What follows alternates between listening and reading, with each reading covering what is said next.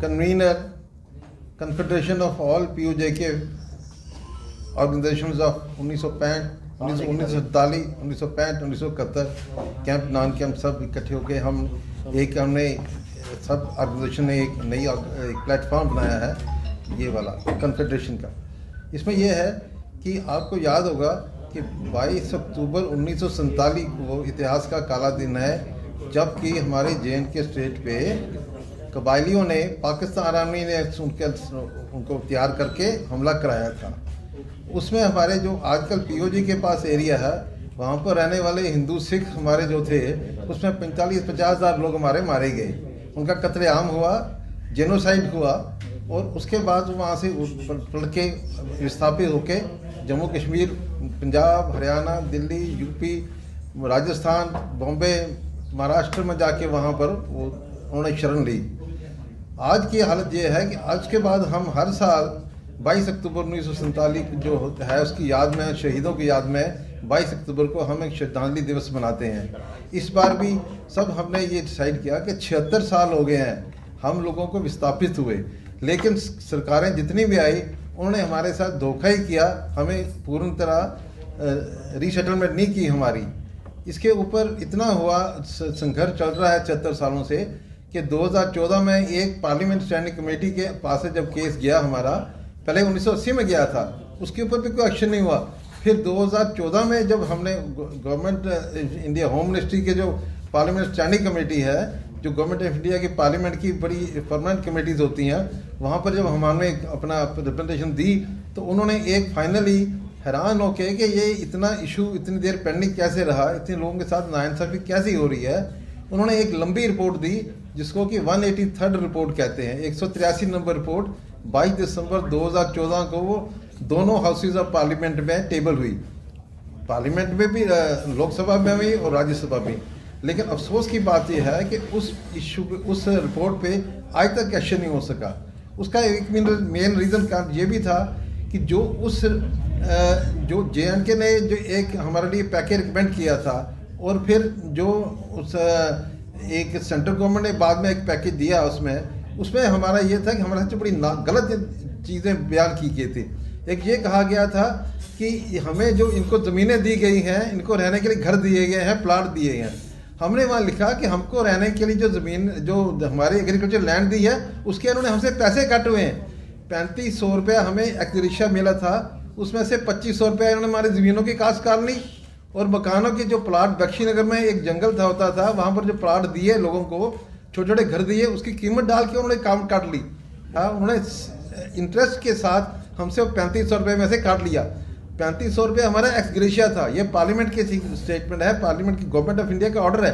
Ex gratia में से भी पैसा काट लिया उन्होंने हमारी एसोसिएशन के, कि भाई हम सब मिलके एक इकट्ठा संघर्ष करते हैं, एक इकट्ठा जॉइंट प्लेटफॉर्म पुट अप करते हैं, ताकि गवर्नमेंट प्रेशर डालें कि सरकार के भाई 70 साल 76 साल हो गए हैं, ये हमारा आखिरी अल्टीमेटम है कि हमारी प्रॉब्लम सॉल्व करो, हमें फाइनली सेटलमेंट करो, जैसे कि आपकी दुनिया में होती है। अभी आपको वैसे कहने की बात तो नहीं है, लेकिन हम कह रहे हैं कि इस देश में 2 कानून चल रहे हैं, एक हमारे लिए, एक किसी और के लिए। जिसको फेवर करना है उसके लिए अलग कानून, जिसको डिस्क्रिमिनेट करना है उसके लिए अलग कानून। हमारे लिए अलग कानून क्यों है?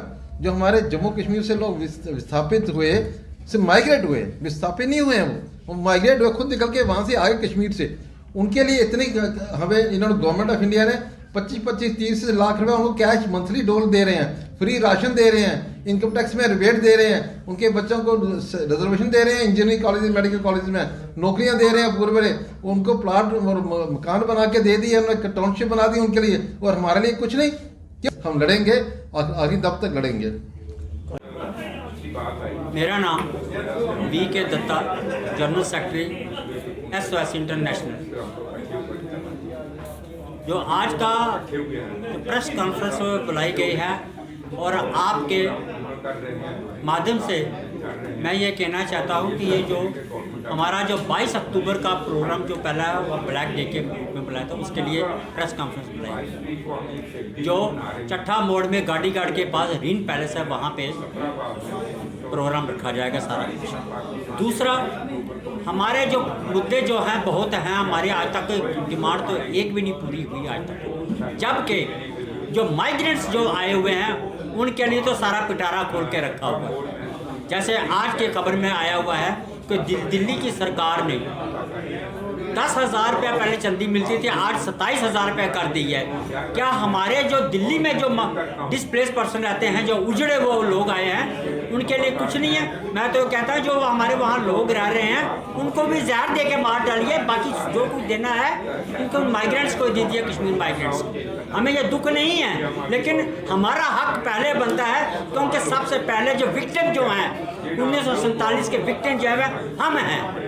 हमें हमारा सर्वस्व लूट गया है। आज 76 साल से हम आज तक गुहार लगाई जा रहे हैं कि हमें आश्वासन दिया जा रहा है हम आपको वापस भेजेंगे, आपको वहाँ की प्रॉपर्टियाँ वापस मिल जाएंगी। सर आज हमने जो मेहनत की हुई है, या हमारे जो उजड़ के आए हैं, जिनका कत्लेआम हुआ है, उनकी भरपाई कर सकेंगे? जो लाखों अरबों रुपए की प्रॉपर्टी, जैसे मैं आपको फॉर एग्जाम्पल बताना चाहता हूँ, फार्म डी में कई ऐसे लोगों में प्रॉपर्टी देखी है 1947 के पहले लोगों की प्रॉपर्टी जो थी 5,47,000 कुछ रुपए, आज वो अकाउंट किया जाए तो अरबों रुपए की प्रॉपर्टी बनती है।